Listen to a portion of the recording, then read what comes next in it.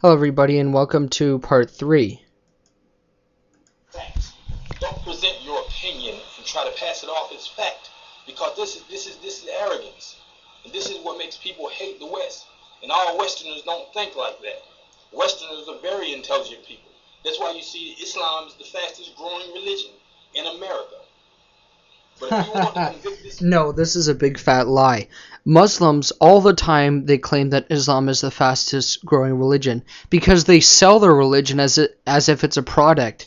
And since when did numbers matter in a religion? You're claiming that something is true. It shouldn't matter how many people are part of it.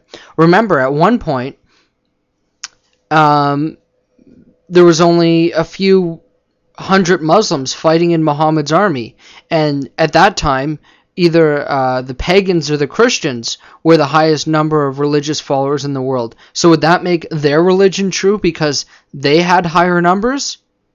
No, numbers does not make a religion true, but Islam is all about selling itself like a product.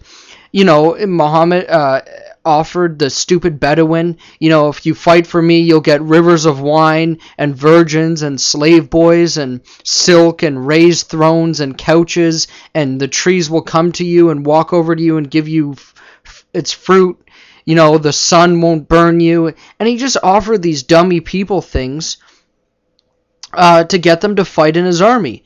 And this is why Christ, he said, in the kingdom of heaven, they will not be married nor given in marriage, but they will be like the angels of the Most High. So they won't be having sex. That when the angels took the daughters of men in the Bible, in case somebody brings this up, the Nephilim, these were the fallen angels. The angels of God didn't do that. They don't do that. They aren't filthy. And so this is just offering them to go and fight in his army. But let us show how stupid the Muslims are when they say this. Because in order to say that Islam is the fastest growing religion, you have to agree that your Quran is a big fat book of lies.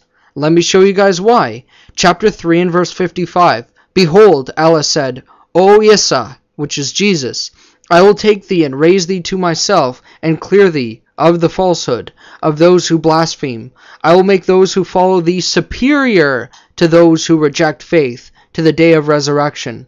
Then shall ye all return unto me, and I will judge between you of the matters wherein ye dispute.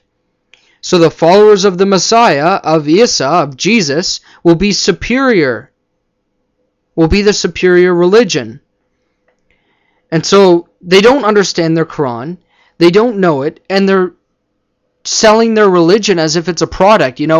10,000 copies sold of this and blah blah blah, it makes it great. No, the numbers does not make something true.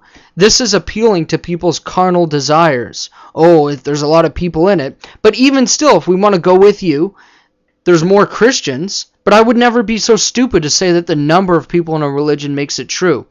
All that the Muslims outnumbered was the Catholics, which is one sect of Christianity, one part of Christianity. And then suddenly they start all promoting that everywhere. But they failed to realize in doing so, they made their Quran out to be a big fat book of lies. Moreover, let's see how they convert them. In Sahih Muslim, Book 866, Abu Hurairah, may Allah be pleased with him, reported, the Messenger of Allah, peace be on him, said, do not initiate the salam to the Jews and the Christians before they greet you, and when you meet any of them on the road, force them to go into the narrowest part of it. And the narrowest part of the alley back then was the sewer line. So he converted them by making their life miserable, as by paying the jizya law, by humiliating them, by making them feel subdued in Muslim nations, forcing them to want to be Muslims because it would make their life easier. And this is why Islam grows. Also, Islam grows not by converts, because Muslims lay eggs. They don't have families, as Muhammad allowed people to have 4 wives. And so they have many kids, and they outnumber people by laying eggs. But even still, they're losing. I can show you from Al Jazeera TV, 13,000 Muslims a day in the Middle East, leaving Islam and coming to Christianity. 47 verse. And they also have to do it underground, because the punishment in Islam, if you leave Islam, is death. And in Islamic countries, they practice that. And so that's also why they're in Islam. So it's fastest growing, not by quality of believers, but because they lay eggs like cockroaches. 47 verse 35 says, "Be not weary and faint-hearted, crying for peace, when ye should be uppermost, for Allah is with you, and will never put you in loss for your good deeds."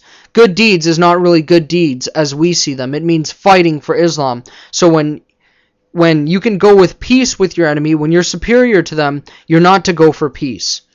And we see this everywhere in the Middle East. Now let's see how they deal with the infidels, the Christians, Jews, and atheists, and Buddhists, and pagans. First, consider the temporary Saudi Saki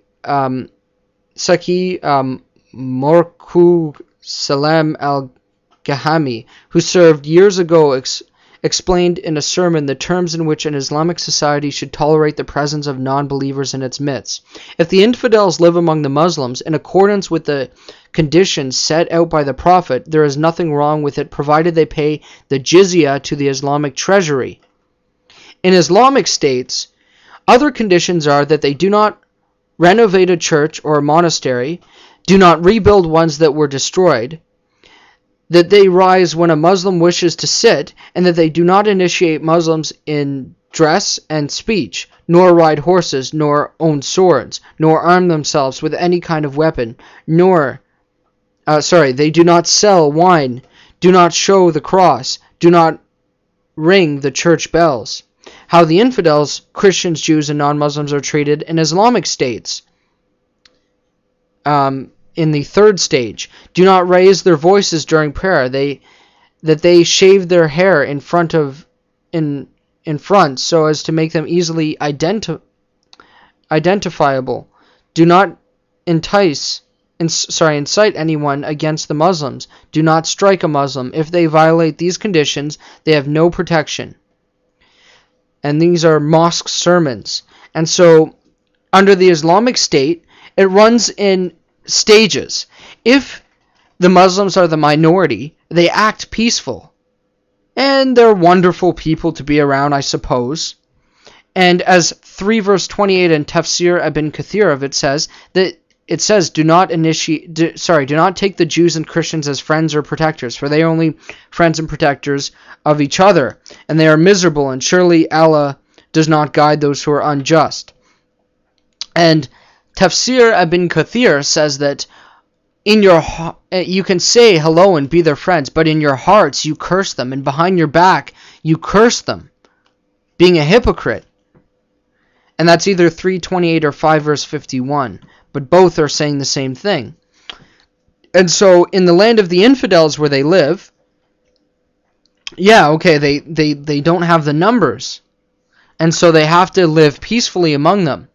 When it's sort of in the middle, like in Europe and in the United Kingdom, when it's now middle grounds, they fight for their rights. And as we see in France, they're rioting in the streets and flipping cars over, and they've turned that country into a wasteland. And so when it's middle, they then fight. Then when it's a primarily Islamic state, like as in the Middle East, they are not to allow the Christians to rebuild their churches, and they must pay the jizya, which is a humiliation tax, to make them feel subdued and humiliated. And they aren't to sit down to make sure the Muslims sit first. And in fact, there's hadiths that teach about how the Muslims can go in and have sex with the Christian wives even, and act filthy towards them, to force them by converting to Islam, because it will make their life easier. They won't have to pay the jizya tax. And so that's how they get their converts in Islamic countries. And then here in the West, we have these dummy Westerners who don't know anything about Islam, but who are looking for something. And so they talk to a Muslim, and Muslims do what is called taqiyya. So they lie about the faith, and they say, you worship the cross, you guys worship Mary, blah, blah, blah. And all of it is a big fat lie, because we don't worship the cross, nor do we worship Mary or idols. And any Christian who does so is going against the Bible and thus not Christian. And I'm just out of time. And so we all know how they lie. When they themselves bow down to a black stone and kiss it, and they worship idols, and their God is just a leg. 68 verse 42 of the Quran, and the Hadith, Muhammad saying that Allah will uncover his shin. Then you ask a Muslim, does Allah have a butt that his shin is attached to? And they say no. So their God is just a shin. So they reject Jesus they reject God for showing up to us as a man in the form of Jesus, yet their God is a leg. And they want to talk about logic?